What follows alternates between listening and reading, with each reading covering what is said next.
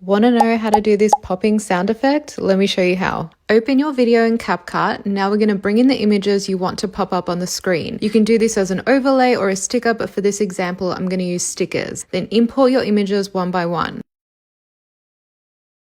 Once that's done, you can trim them down to when you want them to appear. Go to your sound icon and then click on sound effects, and the effect we're going to use is called pop. If it doesn't appear here, you can search for it. Then add it into your timeline and drag it to match up with your image. To repeat this, you can duplicate the sound and then move it again to align with your next pop-up. Repeat the same process as many times as you need, and that's it, you're done.